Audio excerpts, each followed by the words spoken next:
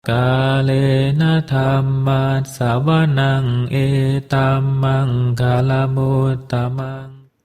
Part 1A. Here and Now, kumpulan pengajaran cara hidup meditatif.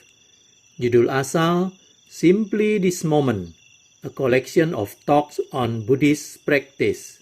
Penulis, Ajahn Brahm. Penerjemah, Chuang.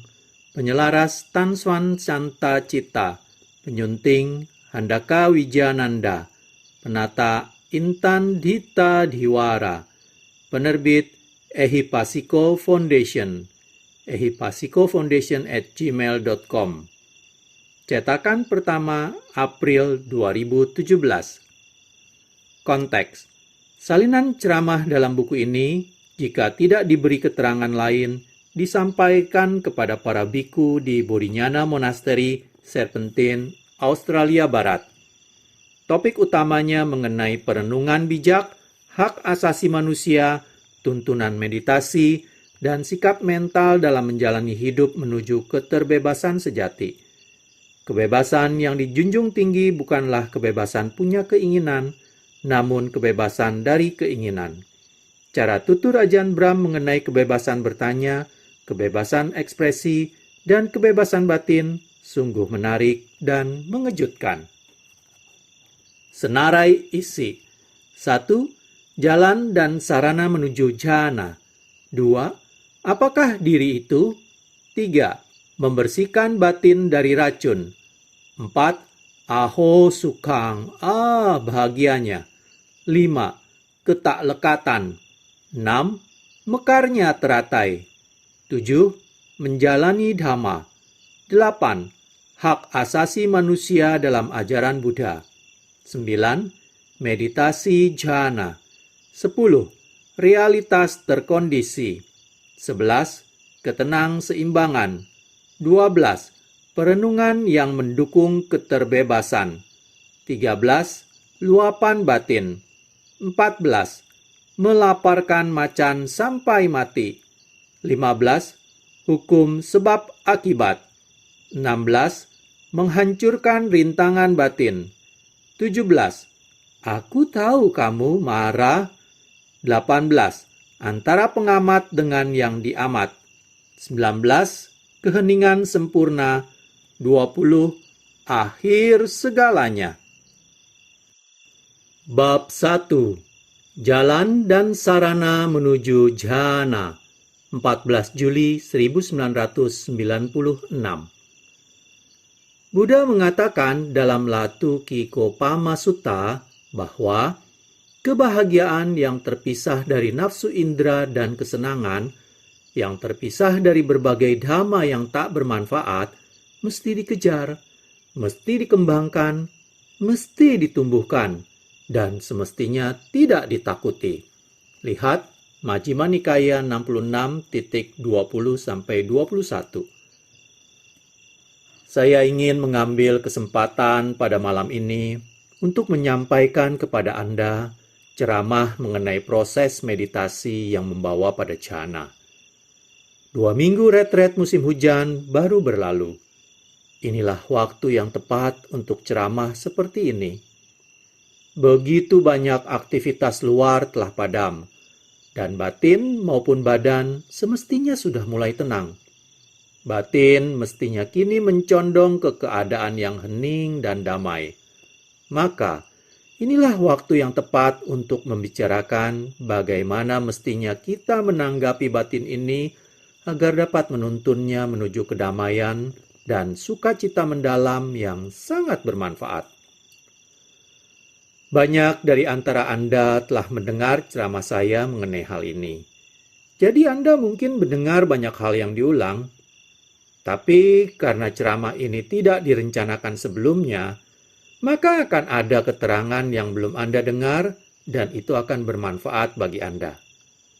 Apapun yang membantu Anda menenangkan batin, melepas rintangan batin, dan melepas dunia panca indera akan berguna bagi Anda. Apapun yang membantu Anda meraih Uttari Manusa Dhamma, kondisi adibiasa ini, kondisi unggul manusia yang dipuji para Arya akan sangat berguna bagi Anda. Jalan menuju keberhasilan. Dalam ceramah sebelum ini, saya membicarakan perlunya pengendalian indera. Dan tidak perlu dibahas lagi bahwa pengendalian indera memberi kita suatu landasan, fondasi, untuk membawa batin ini menuju pengendalian indera yang lebih mendalam, lebih sempurna, lebih banyak pelepasan yang lebih sempurna, akan memperbanyak tempat batin berdiam. Kita perlu masuk ke batin yang lebih mendalam, suatu tempat yang sangat damai dan sukacita, tempat teramat mendalam yang memberi Anda wawasan hebat mengenai hakikat batin. Pada saat itulah, Anda dapat melihat kemampuan sejati batin dan bagaimana rasanya berada dalam keadaan itu. Anda melihat hakikat keadaan itu dan bagaimana mereka muncul. Hal ini memberi kita wawasan besar mengenai alam batin, yang tidak mungkin dapat kita ketahui selain dengan cara sudah pernah ke sana. Alam batin ini, berbagai keadaan samadhi ini, begitu aneh jika dibandingkan dengan dunia luar, sehingga sungguh sulit menggambarkannya. Orang-orang yang belum pernah mengalaminya akan menyadari bahwa sangat sulit bahkan untuk memahami bahwa keadaan seperti itu mungkin eksis. Kita harus mulai dari awal sekali. Setelah menjalani suatu kadar pengendalian indera, kini tibalah saatnya kita duduk di atas bantal atau bangku kita. Duduk bergeming. Kita mulai melatih batin. Pelatihan batin awal mesti dimulai dengan apa yang Buddha sebut sebagai Iddhipada. Iddhipada adalah 4 jalan atau landasan keberhasilan atau kekuatan. Iddhipada lah yang memberdayakan Anda untuk dapat mencapai keberhasilan dalam proses meditasi ini. Iddhipada adalah membangkitkan keinginan untuk mencapai tujuan. Iddhipada pertama adalah Chanda Samadhi, mempertahankan keinginan untuk mencapai tujuan. Inilah prasyarat mencapai kesuksesan apapun dalam meditasi ini. Jika Anda tidak menetapkan tujuan bagi diri Anda, maka Anda tidak akan menetapkan niat atau pergerakan batin untuk mencapai tujuan tersebut, sehingga tidak akan ada hasil. Anda tidak akan menembusi keadaan batin manunggal dengan membiarkan batin mengembara. Batin yang mengembara tidak akan pernah dapat mendekati tujuan. Batin perlu diarahkan, ditunjukkan arah yang benar, dan arah itu adalah kemanunggalan batin, yang harus dilakukan dengan tekad yang amat jelas. Hal terpenting mengenai Iddhipada adalah bahwa tekad ini harus dipertahankan sepanjang latihan meditasi. Jika Anda memancang tekad dan Anda mempertahankannya, maka Anda memiliki harapan untuk berhasil. Jika Anda memancang tekad itu, lalu 1 atau 2 menit kemudian Anda lupa akan yang mestinya Anda lakukan, tujuan Anda, maka akan mudah sekali untuk berbelok, berbalik, atau menepi sehingga menghabiskan waktu. Ini adalah keadaan yang amat mendalam dan memerlukan suatu kadar pengupayaan. Bukan usaha besar-besaran, namun pengupayaan yang berkesinambungan. Jadi, kita menetapkan tujuan kita dan memancangnya dalam batin. Ini akan membangkitkan energi untuk mencapai tujuan, menghasilkan kesinambungan batin pada tujuan, serta penyelidikan dhamma yang menyertai keinginan mencapai keberhasilan. Penyelidikan dhamma adalah Vimamsa Samadhi, aktivitas memelihara penyelidikan yang sesungguhnya menunjukkan bahwa jalan samatha dan vipassana itu sama. Agar dapat meraih keberhasilan dalam meditasi, Anda pun perlu menggunakan kebijaksanaan.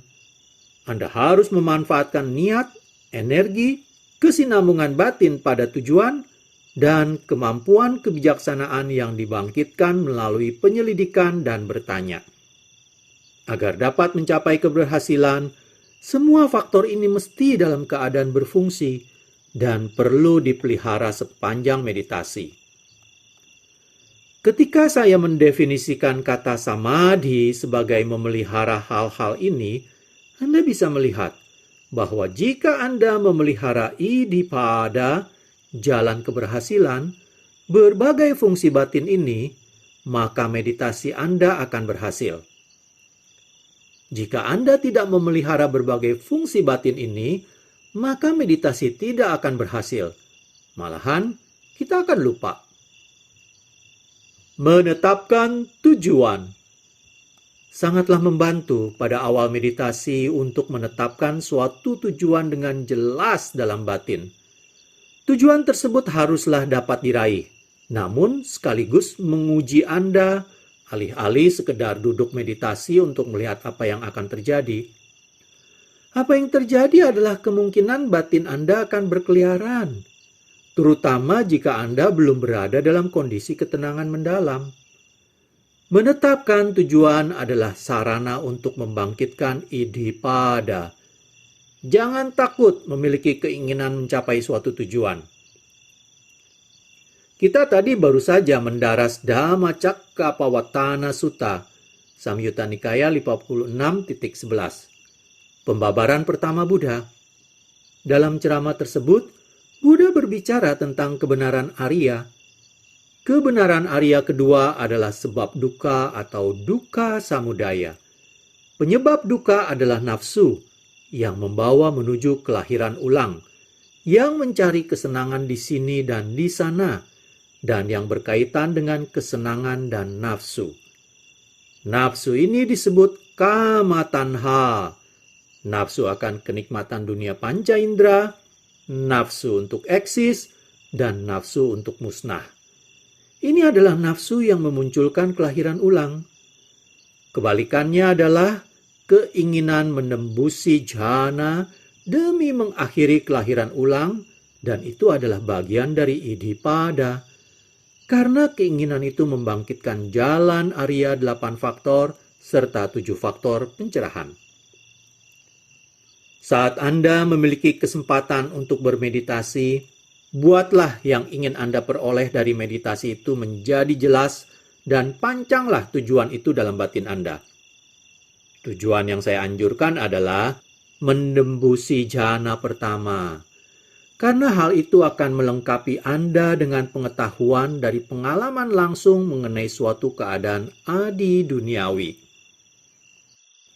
Pengalaman itu pun akan melatih Anda melepas noda batin kasar yang kita sebut sebagai rintangan batin. Noda batin yang lebih kasar adalah noda-noda yang terus membuat kita melekati rupa loka, meskipun kita hanya meninggalkannya untuk sementara. Kita harus meninggalkan hal-hal untuk sementara agar dapat membiasakan diri terpisah darinya. Lalu pada akhirnya, kita dapat meninggalkan mereka secara tuntas. Itu seperti orang yang datang ke wihara secara sementara, lantas kembali lagi ke dunia, lalu kembali lagi untuk kedua dan ketiga kalinya, sampai ia terbiasa meninggalkan dunia. Pada saat itulah, ia dapat meninggalkan keduniawian secara tuntas dan selamanya. Namun pertama-tama, pokok yang penting adalah meninggalkan dunia ini, paling tidak untuk sementara, agar dapat melihat langsung hakikat dunia. Jadi, ini adalah tujuan yang saya anjurkan untuk Anda tetapkan selama retret musim hujan ini. Untuk menembusi jhana. Cukup jhana pertama. Setelah menetapkan jhana pertama sebagai tujuan, kita lantas mengembangkan niat, energi, penyinambungan batin, dan penyelidikan untuk meraih tujuan tersebut. Penyinambungan batin itu disebut citta samadhi. Batin mempunyai banyak fungsi. Salah satu fungsinya adalah sati atau penyadaran. Anda harus memelihara penyadaran sepanjang waktu meditasi. Pemeliharaan penyadaran berarti bahwa kita memelihara kesadaran penuh mengenai hal yang tengah kita lakukan. Setiap saat, seolah sedang memeriksa diri kita sendiri, bukan dengan ucapan, namun cukup dengan mengetahui yang sedang kita lakukan dan sepenuhnya mengalami isi kesadaran kita dari momen ke momen. Penyadaran juga berarti mengingat yang mestinya kita lakukan dan tujuan yang telah kita tetapkan pada meditasi itu. Penyadaran adalah memelihara keinginan demi mencapai tujuan, energi, penyinambungan batin, serta penyelidikan. Jika Anda tidak menyimpan dan menjaga peta yang tepat dalam suatu perjalanan, Anda akan tersesat. Anda perlu menyimpan peta itu dalam batin Anda. Itu sebabnya mengapa hal ini berguna untuk bisa memelihara tujuan dan petunjuk meditasi pada awal meditasi. Untuk menetapkan tekad bagi diri Anda sendiri dengan seksama. Manfaat hal ini sudah dikenal luas, bahkan dalam ilmu psikologi barat, bahwa jika kita menetapkan tekad 3 kali dengan segenap perhatian dan penyadaran, kita menyadari bahwa kita mengingatnya, dan kita dapat mengingatnya untuk waktu yang lama. Makin banyak pengupayaan yang kita kerahkan untuk menetapkan tekad, makin banyak kesan yang membekas dalam batin kita, dan akan makin lama tekad itu bertahan dalam batin. Dengan membuat tekad yang teguh pada permulaan meditasi, ini menunjukkan bahwa kita sangatlah teliti dalam proses meditasi. Kita tidak akan membuang waktu dengan batin yang berkeliaran. Pengalaman bernapas. Jadi, setelah menetapkan suatu tekad, inilah yang perlu Anda capai. Memelihara idhipada agar sinambung, untuk menjaga keinginan meraih keadaan ini, untuk memelihara daya, penyinambungan batin, dan penyelidikan. Pada titik inilah, Anda mulai bisa mengarahkan perhatian ke objek meditasi. Objek meditasi yang akan Anda temukan paling mudah untuk meraih jhana adalah napas. Anda bisa mencoba hal-hal lainnya, tapi saya menganjurkan Anda untuk memelihara pengalaman bernapas sebagai objek utama meditasi. Inilah objek meditasi yang dulu Buddha latih, dan itulah yang digunakan oleh para biku hutan di Thailand. Napas adalah objek meditasi paling populer dan ada alasannya mengapa demikian. Napas adalah cara paling nyaman untuk masuk dalam berbagai keadaan jhana. Cara lain bisa saja digunakan, tapi jika Anda tidak bisa menjaga perhatian Anda pada napas, maka sangatlah tidak mungkin Anda akan mampu mempertahankan perhatian Anda pada objek lainnya.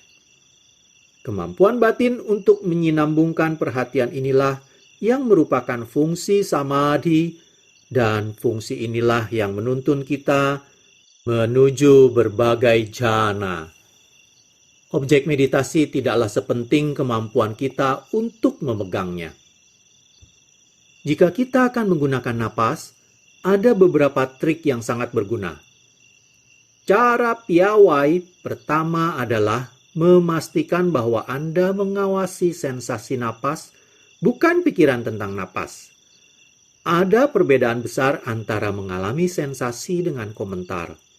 Jika Anda telah terbiasa dalam meditasi untuk menyadari dan tetap berada bersama pengalaman dan mengabaikan komentar, maka Anda menyadari bahwa meditasi Anda menjadi jauh lebih mudah. Anda dapat membuang obrolan batin sepanjang hari.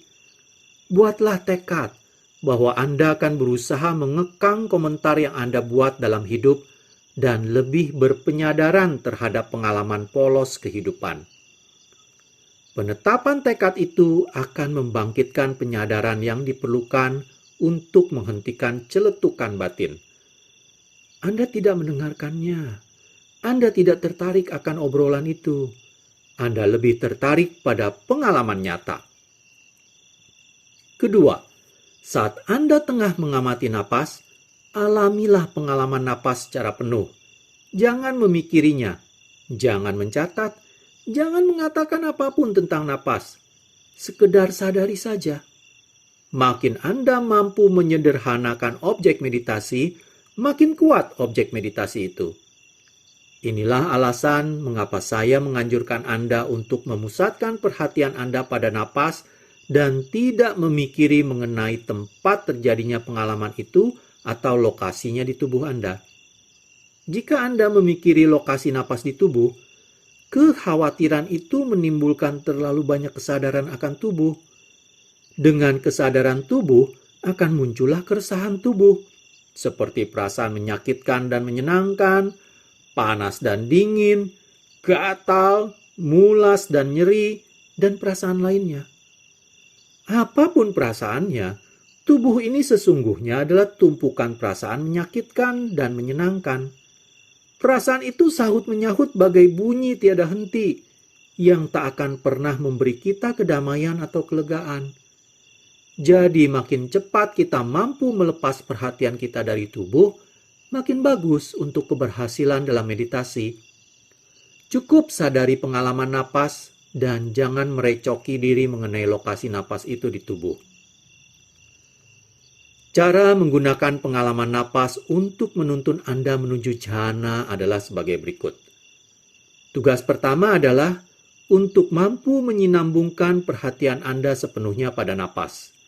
Ini berarti masuk dalam samadhi, perhatian sinambung pada objek kasar berupa napas. Ini mestinya tidak sulit dilakukan siapapun. Jika Anda tidak mampu menyinambungkan perhatian pada napas yang merupakan objek kasar, maka mustahil untuk menyinambungkan perhatian pada objek lebih halus, seperti samadhi nimitta, pertanda pengheningan yang akan muncul setelahnya. Adalah mustahil bagi Anda untuk menyinambungkan perhatian Anda pada aspek batin apapun, seperti kanda, gugus yang terkait dengan batin, secara cukup untuk meraih wawasan sejati terhadap sifat sejati mereka. Ini adalah hal-hal yang sangat halus, dan untuk mampu menyadari sepenuhnya, Anda harus cukup lama memegang mereka di depan mata batin Anda untuk sepenuhnya menembusi kedalamannya. Kita mesti mulai dengan mengembangkan kemampuan batin untuk menyinambungkan perhatian pada napas kasar. Ini adalah proses yang memerlukan ketekunan dan ketahanan tinggi. Tapi berikut ini ada beberapa petunjuk yang dapat membantu. Saya telah menyebut salah satunya, yaitu mengingat apa yang seharusnya kita lakukan untuk memastikan bahwa penyadaran jadi sangat jernih. Sering sekali dalam meditasi, batin kita berkelana karena melupakan apa yang mestinya kita lakukan. Bayangkan seolah-olah ada orang persis di belakang Anda yang mengamati setiap momen, dan begitu Anda mulai berkeliaran, ia akan menegur Anda. Kamu kehilangan penyadaran napas. Anda akan menyadari bahwa Anda tidak mengembara jauh. Anda saat itu melatih batin untuk berdiam bersama napas. Tak ada orang lain yang bisa melakukannya untuk Anda. Hanya penyadaran yang bisa, yang Anda teguhkan dengan perniatan Anda. Akan tetapi, ada kiat penting lainnya. Suatu cara piawai yang dapat membantu Anda memelihara penyadaran napas. Kiat ini berasal dari pemahaman mengapa batin ini berkeliaran. Ketahuilah cara kerja dan hakikat batin kita ini. Batin ini mencari kesenangan, kebahagiaan, dan kepuasan. Jika batin tidak mampu bercukup hati dengan napas, batin akan berusaha menemukannya di tempat lain, sehingga batin pun berkeliaran. Kadang, tak peduli betapapun kuatnya penyadaran kita menyadari bahwa mencoba memaksa agar penyadaran bersama dengan napas hanya menciptakan ketegangan. Ini terjadi karena kita memaksakan kehendak kita kepada batin untuk berada di tempat yang tidak dimauinya, yaitu bersama napas.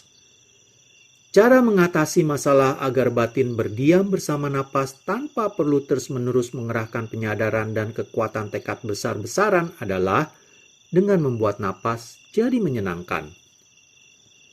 Buatlah napas menjadi kediaman yang menyenangkan sehingga batin menemukan kebahagiaan dan kepuasan berdiam bersama napas. Kita melakukannya dengan mengembangkan persepsi napas yang bahagia, napas indah nan damai. Dengan latihan, hal ini tidak terlalu sulit dilakukan.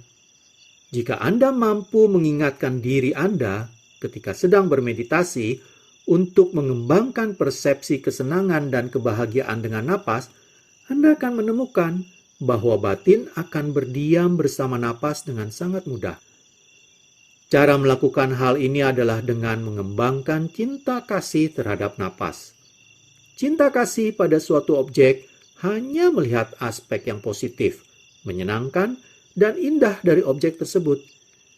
Jika Anda dapat mengembangkan cara pandang positif tersebut pada napas ketika napas masuk dan keluar, Anda akan menemukan bahwa secara alamiah batin ingin berdiam bersamanya. Batin tidak akan begitu tertarik pada fenomena indera lainnya yang berusaha mencuri perhatian Anda. Begitu kita mampu mengembangkan persepsi napas sebagai kediaman yang indah, kita menyadari bahwa lebih mudah meraih tujuan kita, yaitu melakukan penyadaran penuh pada napas. Tujuan ini tercapai ketika penyadaran secara terus-menerus berdiam bersama napas dari momen menarik napas paling awal sampai ujungnya. Menyadari setiap jeda antara napas masuk dan keluar. Melihat embusan napas dari awal sekali hingga akhirnya. Dan terus sinambung pada napas masuk berikutnya. Dan terus, napas demi napas. Anda dapat memperhatikan ada beberapa tahapan tertentu dalam penyadaran penuh pada napas ini. Tahapan pertama adalah ketika Anda benar-benar memegangnya dengan sedikit pengupayaan. Alasan Anda harus memegang napas dengan sedikit pengupayaan pada tahap ini adalah karena batin belum mapan pada napas. Pertandanya adalah Anda masih menyadari objek-objek lain di latar. Ini menunjukkan Anda masih sadar akan objek-objek lainnya, suara, sensasi, dan pikiran yang terpisah dari pengalaman napas. Ini berarti batin belum berdiam sepenuhnya dalam napas. Batin masih menyimpan hal-hal lainnya ini di latar, atau istilahnya, untuk jaga-jaga kalau diperlukan. Batin belum sepenuhnya meninggalkan minatnya pada objek-objek lain tersebut. Salah satu cara mengatasi masalah ini adalah menjaga perhatian pada napas dengan meletakkan napas di pusat wilayah penglihatan batin Anda. Saya menggunakan kiasan ungkapan wilayah penglihatan batin. Itu sebetulnya tidak melihat. Batin itu mengalami. Namun, kita harus menggunakan kiasan dunia penglihatan untuk membahas mengenai batin. Objek utama batin selalu mesti napas. Jika ada gangguan apapun, gangguan berarti apapun selain pengalaman napas, termasuk pikiran dan perintah dari diri Anda, pastikan mereka tetap di tepian kesadaran Anda. Jagalah batin Anda sepenuhnya fokus pada pengalaman penuh napas. Mengembangkan sukacita dalam napas. Ini akan menjaganya agar tetap terpusat. Kita menemukan bahwa ketika batin berkeliaran, batin berkelana dari pusat kesadaran kita menuju objek-objek di pinggiran ini. Objek pinggiran itu seolah-olah mengambil alih batin kita, menjadikannya objek perhatian kita, dan napas menghilang begitu saja di tepian layar, seolah jatuh dari ujung meja ke dalam kekosongan besar. Kita telah kehilangan napas. Bagaimanapun, jika kita menjaga pengalaman napas di tengah-tengah layar batin kita dan memelihara perhatian kita di sana, maka cuma masalah waktu sebelum semua objek pinggiran itu sendiri terjatuh dari layar dan lenyap. Ini terjadi karena untuk memusatkan perhatian kita pada satu hal, batin cenderung menyempit, membuat bidang wawasannya menjadi makin kecil, sampai batin hanya melihat objek yang ada di tengah. Apa yang semula ada di pinggiran, kini sepenuhnya tersingkir dari pandangan, dan Anda kini berdiam hanya dengan pengalaman napas. Inilah cara kita menanggalkan perhatian pada tubuh, perhatian pada suara, dan pikiran yang dapat berkeliaran dalam batin. Jika kita terpusat hanya pada napas, pada pengalaman napas, dan cukup lama memeliharanya, segala hal lain pun lenyap, kecuali pengalaman napas. Jika segala sesuatu yang lain telah lenyap, dan kita hanya memiliki pengalaman penuh napas dari momen ke momen yang berlanjut untuk waktu yang lama, maka kita tahu bahwa kita mengalami tahap pertama yang sungguh kita dapat sebut sebagai samadhi. Kita memiliki objek dan kita telah menyinambungkan perhatian kita pada objek itu. Ketika kita telah meraih tahap ini, perhatian kita semestinya relatif lebih mudah karena kita telah meninggalkan usikan. Usikan-usikan itu sudah jatuh dari layar. Kita memiliki penyadaran penuh pada objek kasar berupa napas.